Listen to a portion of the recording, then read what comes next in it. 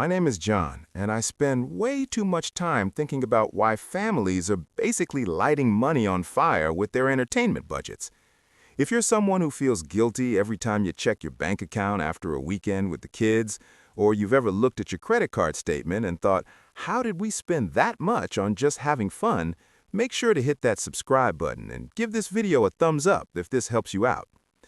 Look, I want you to think about last weekend for a second. Maybe you took the kids to the movies. That's what, $16 per ticket now? So for a family of four, you're already at $64 before you even smell the popcorn. Then little Timmy wants the large popcorn and a soda because of course he does, and now you're adding another $30. Your daughter wants candy, that's another $8. You haven't even sat down yet and you've spent over $100.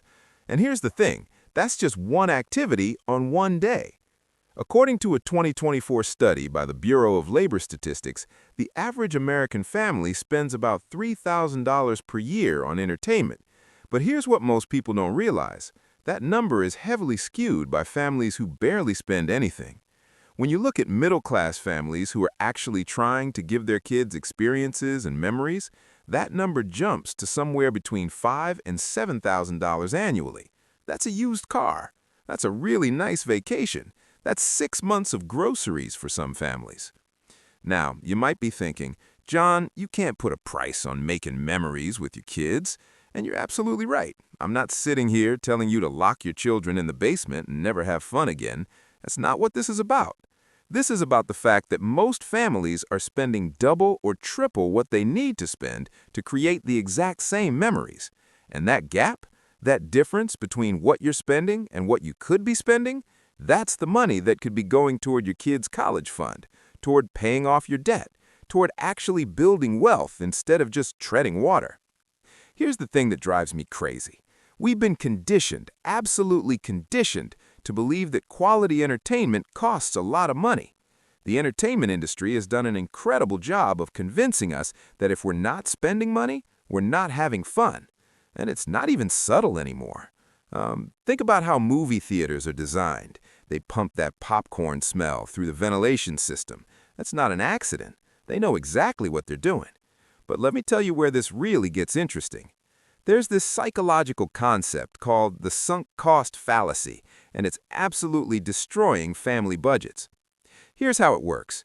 You spend $100 at the movies, and it's kind of underwhelming. The movie wasn't that great, the kids got restless, whatever.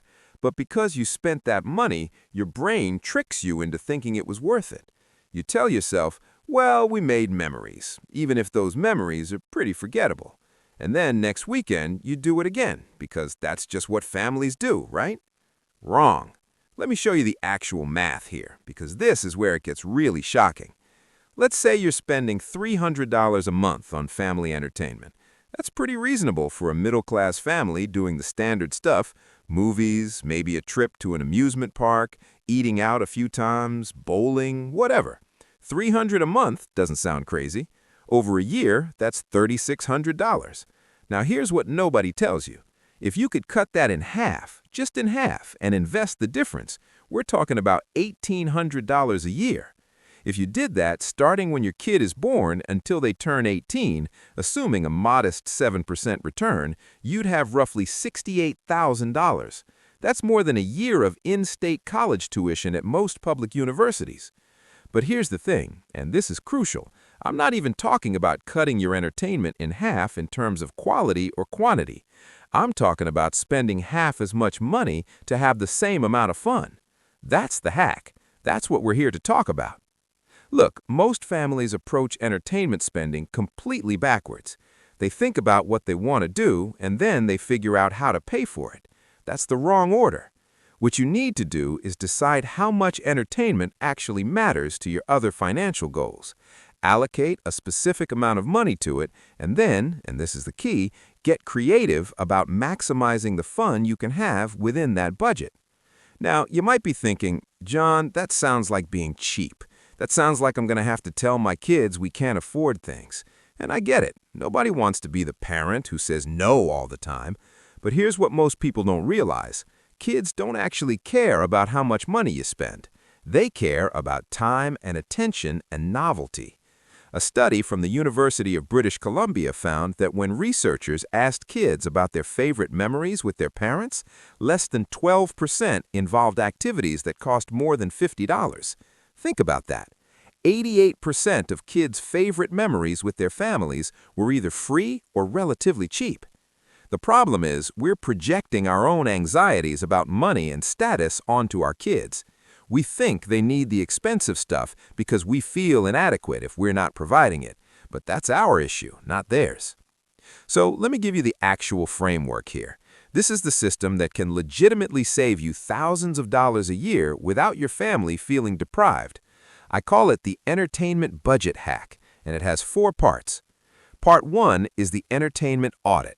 And I know, that sounds boring and tedious, but stay with me because this is where you're going to have your oh my God moment. For 1 month, just 1 month, I want you to track every single dollar you spend on entertainment and fun, and I mean everything.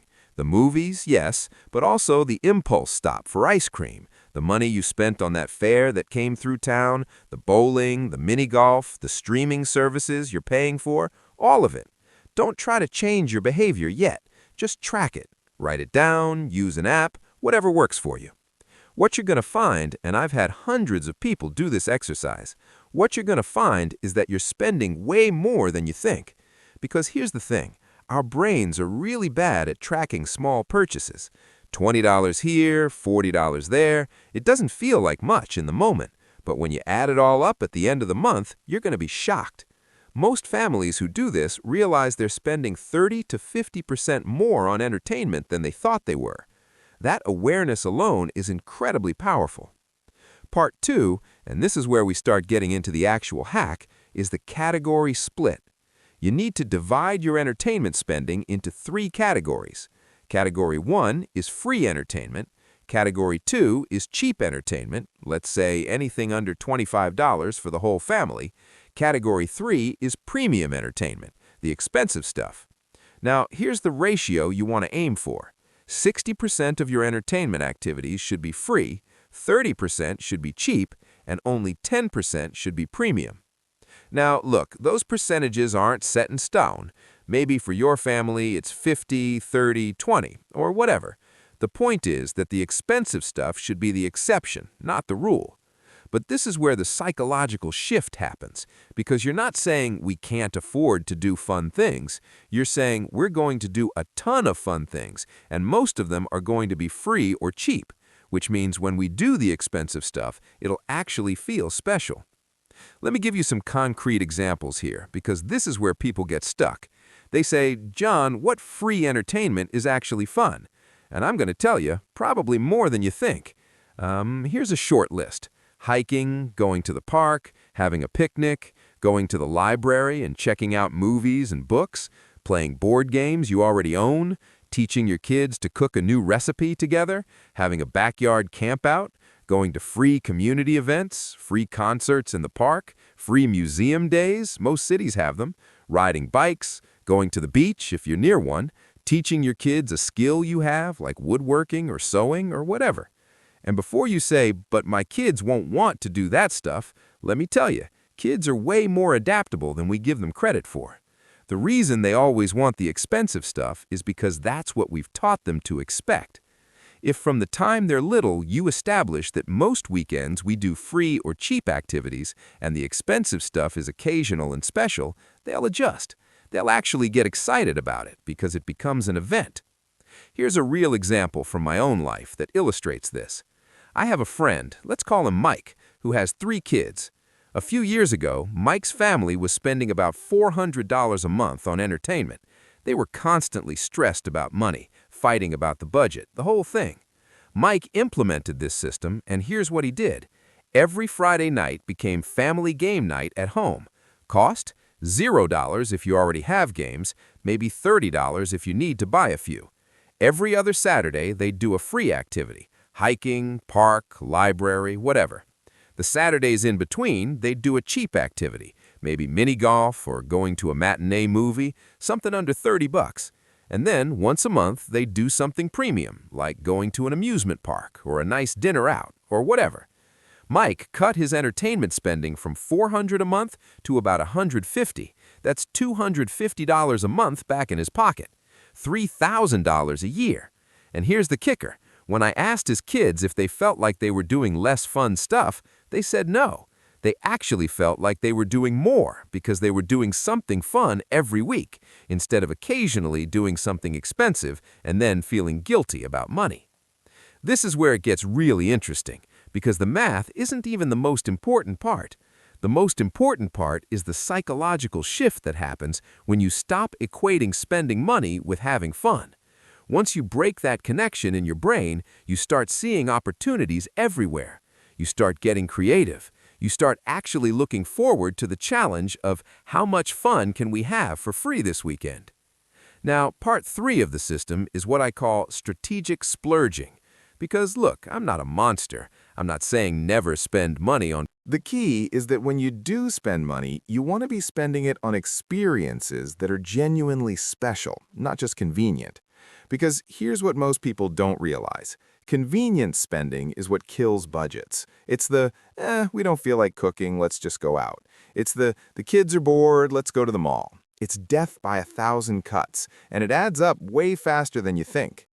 Part 4, and this is the part that really ties everything together, is the entertainment fund. This is how you actually implement all of this without it feeling restrictive.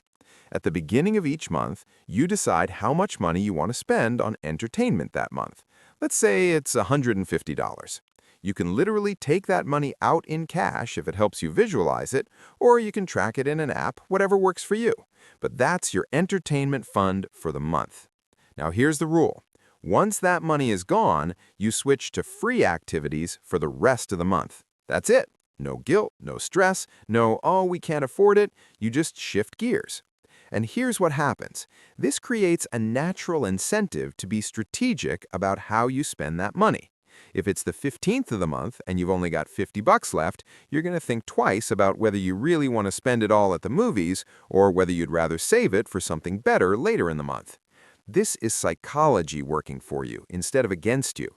You're gamifying the budget in a way that actually makes it fun to save money. And your kids can be part of this too. If they're old enough, let them help decide how to spend the entertainment fund.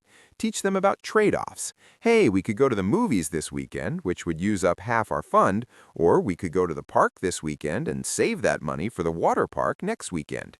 Let them make those decisions. You're teaching them financial literacy in a way that's actually meaningful.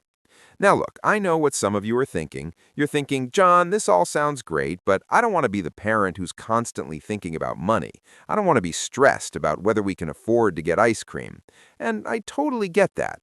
But here's the thing.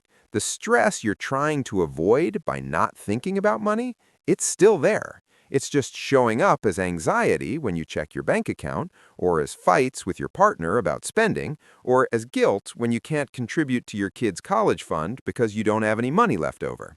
The stress doesn't go away by ignoring it. It just manifests differently. What this system does is it takes all of that ambient financial anxiety and channels it into something productive. You think about money intentionally for like 30 minutes at the beginning of the month, and then the rest of the month, you're free. You know exactly where you stand, you know what you can spend, there's no guilt, no second guessing, no fights.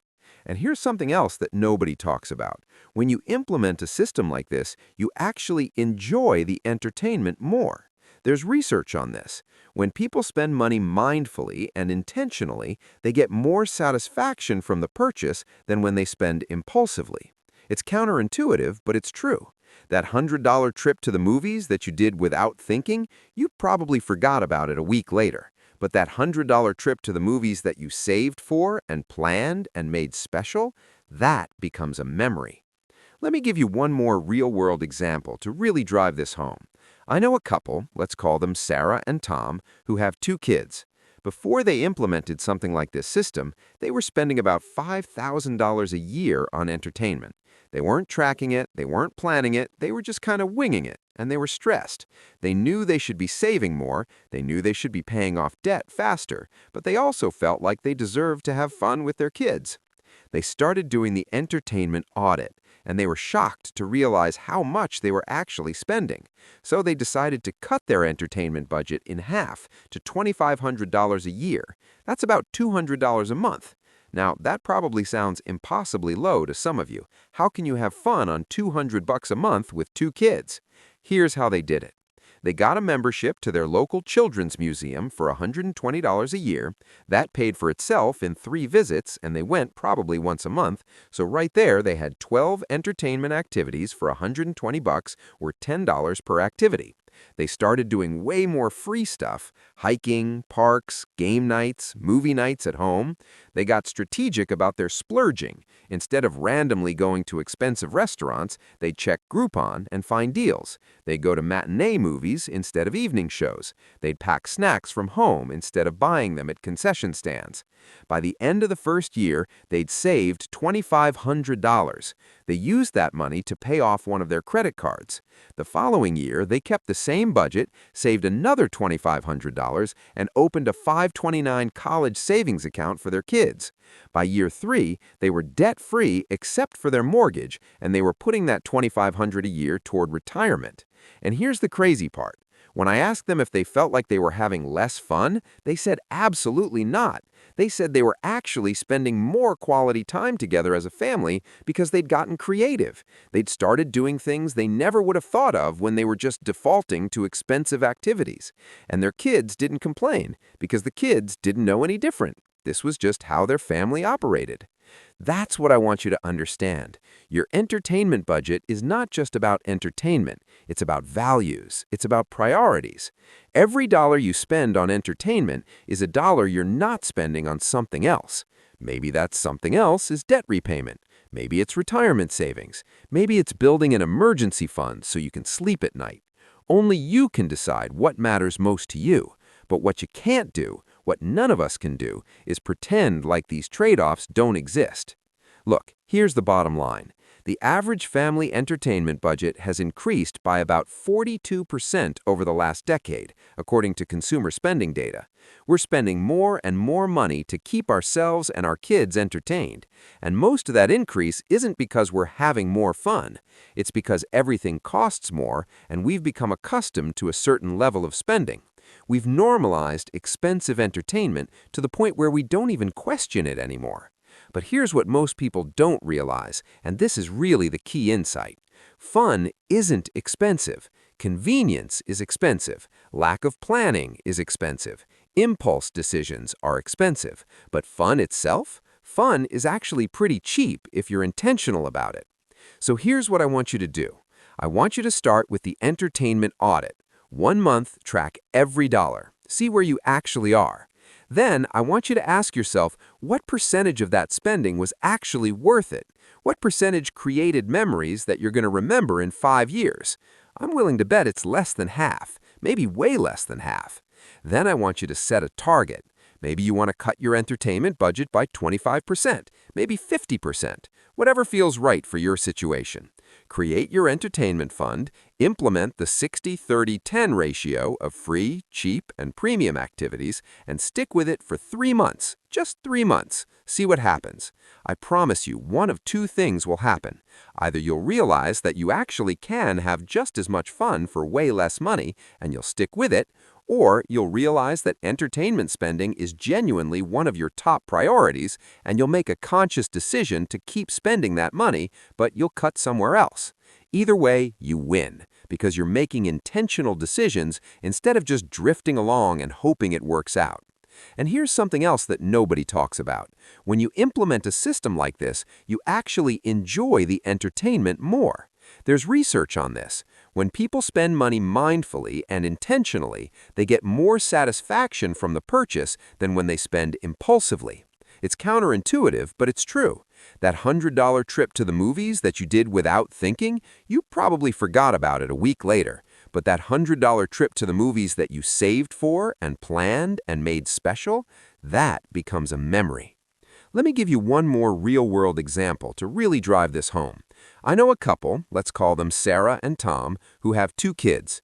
Before they implemented something like this system, they were spending about $5,000 a year on entertainment. They weren't tracking it, they weren't planning it, they were just kind of winging it, and they were stressed. They knew they should be saving more, they knew they should be paying off debt faster, but they also felt like they deserved to have fun with their kids. They started doing the entertainment audit, and they were shocked to realize how much they were actually spending. So they decided to cut their entertainment budget in half to $2,500 a year. That's about $200 a month. Now, that probably sounds impossibly low to some of you. How can you have fun on $200 a month with 2 kids? Here's how they did it.